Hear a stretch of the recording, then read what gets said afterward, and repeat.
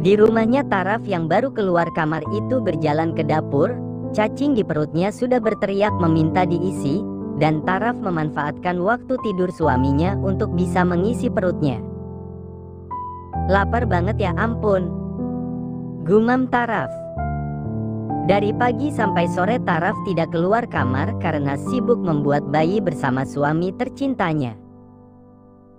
Dan sekarang perutnya sudah keroncongan, jadi Taraf memilih keluar kamar untuk mengisi perutnya. Masak apa ya? Gumam Taraf sambil mengusap perutnya yang masih rata. Taraf terdiam sebentar sampai akhirnya matanya berseri-seri saat melihat mie kesukaannya yang ada di kresek hitam. Makan mie enaknya dikasih telur setengah mateng terus cabai 2 biji, pasti enak. Gumam Taraf lagi sambil membuka kulkas. Tangan Taraf terulur untuk mengambil cabai, lalu mengambil 1 telur dan yang terakhir mengambil panci kecil. Beberapa menit berlalu. Harum wangi mie buatan Taraf itu membuat mata Taraf merem-melek, perutnya kembali keroncongan lagi dan itu membuat Taraf tidak sabaran dan langsung membawa pancinya ke atas meja. Di Korea perasaan makan pakai panci nggak apa, udahlah biar nggak buat bibi repot nambahin cucian. Taraf mendudukkan bokongnya di kursi, lalu mulai membaca doa. Dan saat Taraf akan memasukkan mie ke mulutnya, tiba-tiba ada tangan yang melingkar di pinggangnya. Sayang. Suara Darel manja, menciumi leher Taraf. Aku lapar, duduk dulu kita makan dulu, kata Taraf. Darel mendudukkan bokongnya di kursi, lalu menatap Taraf yang makan dengan lahap. Enak? Tanya Darel. Dan Taraf mengangguk cepat. Enak banget, mau? Tanya Taraf. Darel membukakan mulutnya, melihat itu Taraf langsung dengan sengaja menaruh 1 cabai di sendok, lalu menyuapkan ke mulut suaminya. Awalnya Darel tidak merasakan apa-apa, dia mengunyah dengan malas sampai akhirnya matanya melotot karena merasakan rasa pedas. Sayang pedas. Darel langsung berjalan mengambil minum. Melihat itu Taraf hanya tertawa kecil, dan kembali makan mie-nya dengan lahap karena laparnya masih terasa. Kamu ngerjain aku ya? Darel kembali duduk setelah rasa pedasnya hilang. Taraf sendawa. Alhamdulillah, kenyang banget, ucap Taraf sambil mengusap perutnya. Lalu melirik suaminya. Ya maaf, abisnya kamu gemesin buat dikerjain, balas Taraf sambil tersenyum. Membuat Darel yang tadinya ingin marah berubah menjadi gemas dan ingin membawa Taraf ke kamar lagi. Jangan ke kamar lagi, kata Taraf tahu senyuman mesum suaminya. Kenapa? Bukannya kamu suka ya? Darel menaikkan sebelah alisnya ke atas. Suka, tapi kalau keseringan aku juga capek, balas Taraf lagi. Kapan kita honeymoon? Lanjut Taraf. Honeymoon buat bikin anak kan? Tanya Darel. Taraf mengelengkan kepalanya. Di kamar malam, siangnya jalan-jalan deh, sahut Taraf dengan wajah cerianya. Membuat Darel tersenyum karena jiwa remaja labil yang masih penasaran dunia luar tetap ada di dalam diri Taraf.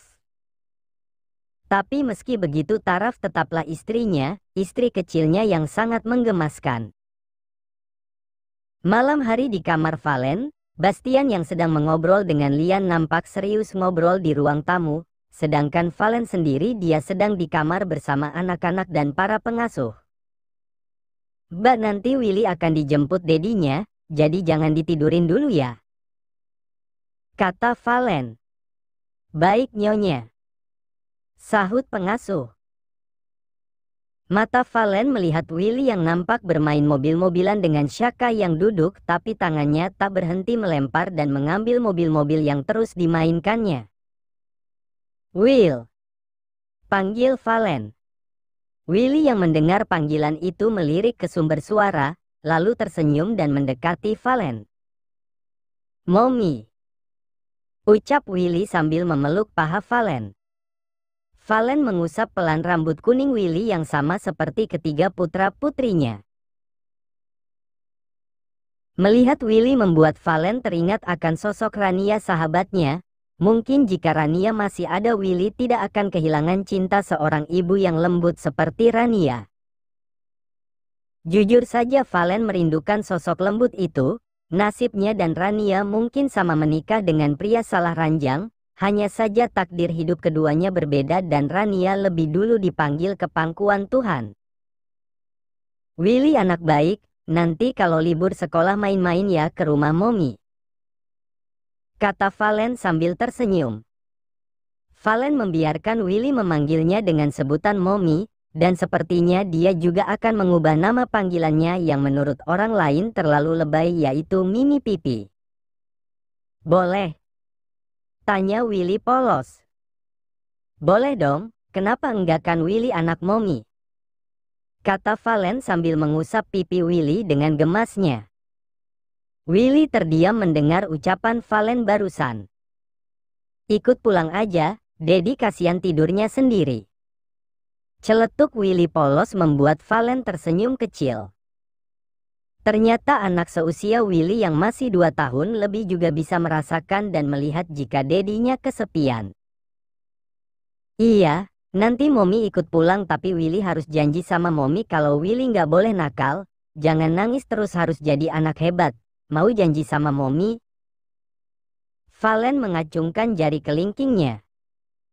Willy kembali menatap Valen dengan wajah bingungnya, membuat Valen tersenyum kecil. Tidak semua hal bisa dipahami anak 2 tahun lebih, tapi Valen rasa Willy akan paham dengan apa yang dia katakan.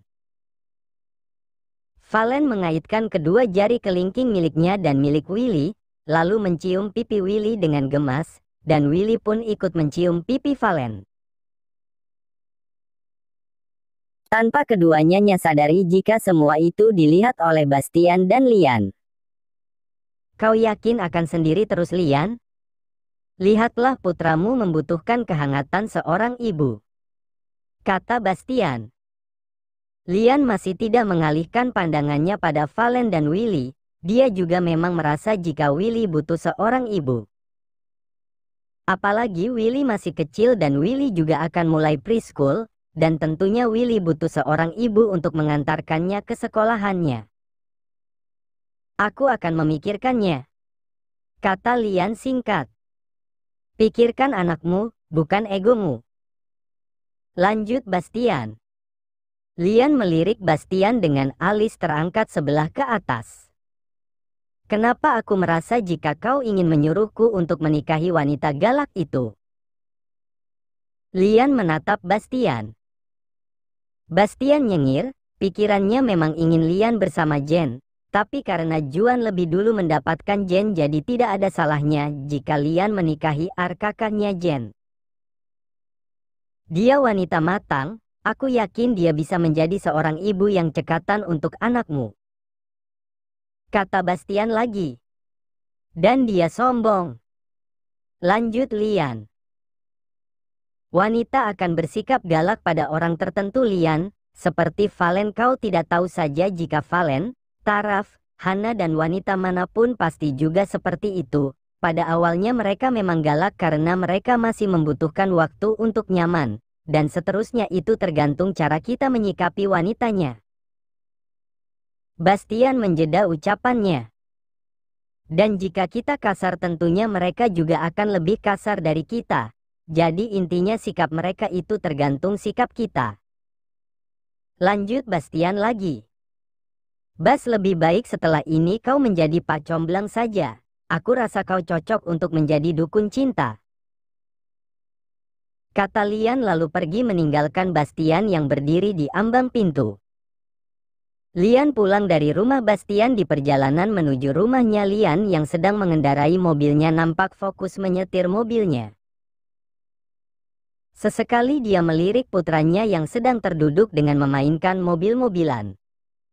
Sesaat ucapan Bastian kembali terngiang di telinganya. Pikirkan anakmu, bukan egomu. Apa dia harus memulai kembali? Demi putranya, tapi pertanyaannya apakah dia bisa? Lian pernah berjanji untuk tidak meninggalkan Rania meski pada akhirnya Rania yang lebih dulu meninggalnya. Tapi sekarang bukan masalah itu, pernikahannya sudah kandas karena takdir yang tidak membuatnya berjodoh dengan wanita lembut seperti Rania. Apa aku harus memikirkan untuk menikah lagi? Gumam Lian.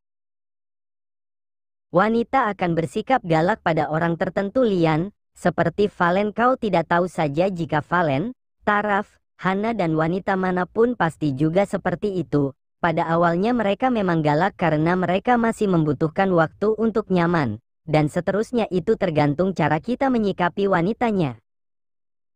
Ucapan Bastian kembali terngiang lagi di telinganya.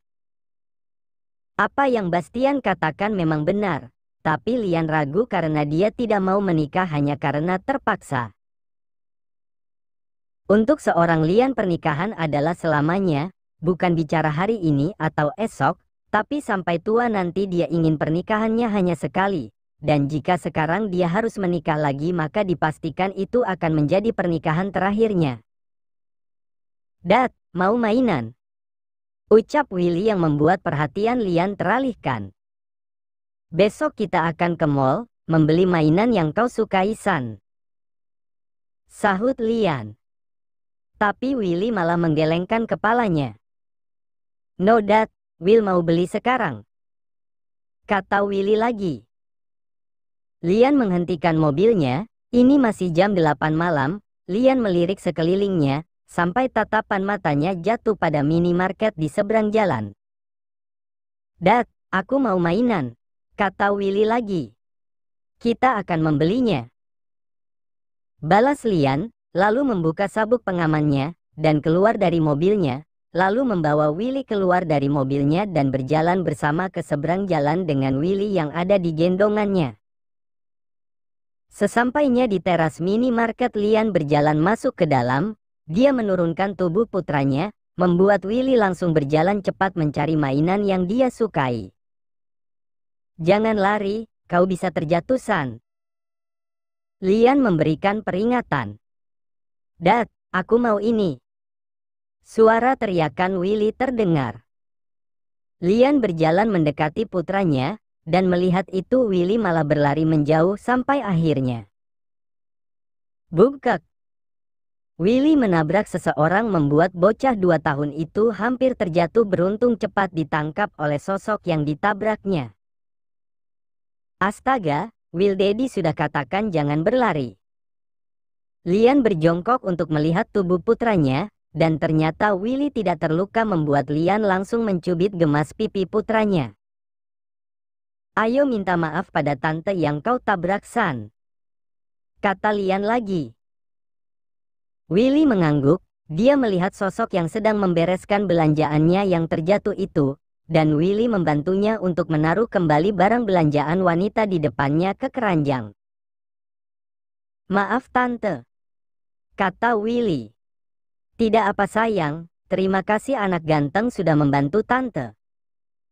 Kata wanita itu. Lian mengerutkan keningnya merasa suara wanita itu tidak asing, dan saat wanita itu berdiri Lian kaget. Kau. Ucap keduanya bersamaan. Wajah keduanya sama-sama kaget, dan keduanya bertatapan beberapa detik sampai akhirnya. Dad, aku mau ini. Suara Willy kembali mengalihkan perhatian keduanya. Ar yang melihat itu langsung memilih kembali berbelanja cemilannya. Tapi setelah beberapa menit Ar tidak melihat Lian lagi, keduanya malah kembali bertemu karena Willy yang berlari ke lorong yang berisi rak lenuh berbagai cemilan. Dad, aku mau itu, kata Willy menunjuk ke rak paling atas. Ar yang melihat itu langsung berinisiatif untuk mengambilkan, dan di saat bersamaan juga Lian juga mengambilkan cemilan yang ada di rak atas paling atas. Willy menatap keduanya dengan wajah bingung, lalu menggelengkan kepalanya. Bukan ini Tante, kata Willy, kembali berlari. Melihat itu Lian menarik nafasnya panjang lalu berjalan kembali. Baik Lian ataupun Ar sama-sama tidak saling menyapa karena Ar masih menyimpan kesal untuk Lian. Begitupun dengan Lian yang juga masih kesal dengan sikap sombong Ar. Dan jangan lupakan jika Bastian juga Valen yang berniat menjodohkannya, membuat Lian penasaran seperti apa watak wanita di depannya. Setelah selesai berbelanja, Willy yang ada di gendongan Lian itu sesekali menguap, dan melihat itu Ar langsung berinisiatif lagi untuk membantunya. Apalagi yang dibeli Lian cukup banyak, yaitu 2 kresek cemilan dan 1 kresek mainan. Saya bantu, kata Ar. Tidak usah, tolak Lian. Saya tidak akan meminta bayaran, kata Ar lagi. Mendengar itu Lian melirik putranya, lalu memberikan ketiga kantung kresek itu pada Ar. Keduanya berjalan menuju seberang jalan dengan bersama-sama. Jika orang lain yang melihat keduanya, mungkin keduanya akan disebut pasangan yang romantis. Tapi jelas itu hanya pandangan orang yang tidak tahu. Kehidupan aslinya keduanya adalah orang yang saling mengenal tapi tidak pernah mau akur. Terima kasih, kata Lian sambil mengambil kresek belanjaannya. Ar hanya mengangguk, dan tanpa mengatakan apapun Ar berjalan pergi dengan 1 kantung kresek yang dibawanya. Lian yang sudah mengendarai mobilnya itu menghentikan mobilnya telat di hadapan Ar, membuat Ar kaget dan hampir saja mengatakan kekesalannya. Ada apa lagi? Kata Ar marah. Masuklah, aku akan mengantarkanmu, jawab Lian. Tidak usah, rumah saya sudah dekat, balas Ar ingin kembali berjalan. Tapi Lian langsung memencet klaksonnya, yang membuat bunyi nyaring dan Ar yang mendengarnya jadi kesal. Rumah saya sudah dekat tuan, kata Ar lagi sambil mengeretakkan giginya menahan kesal. Lian tidak menjawab, dia malah kembali memencet klakson yang membuat Ar kesal dan mau tak mau memilih masuk ke dalam mobil. Karena di jok depan ada Willy yang tertidur, Ar memilih duduk di jok belakang, dan itu membuat Lian yang melihatnya langsung melotot. Kau pikir aku supirmu? Suara Lian terdengar kesal. Lalu, saya harus duduk di mana? Tanya Ar sinis. Di jok depan, kata Lian lagi. Di jok depan ada Willy, balas Ar. Kau bisa memangkunya, kenapa kau bodoh? Suara Lian lebih ketus dari sebelumnya membuat Ar menghembuskan nafasnya kasar lalu pindah jadi di jok depan. Dan sekarang di pangkuan Ar ada Willy yang tertidur di dadanya. Sesaat Ar terdiam merasakan perasaan aneh saat melihat Willy yang nampak nyenyak tidur di pangkuannya. Tangan Ar ragu-ragu terangkat untuk mengusap rambut Willy, dan hal itu membuat Willy menggerakkan tangannya dan memegangi bagian dada Ar. Ar menutup bibirnya dengan wajah yang melotot. Astaga, dia belum pernah seperti ini sebelumnya. Gumam Lian mengalihkan pandangannya ke sembarangan arah.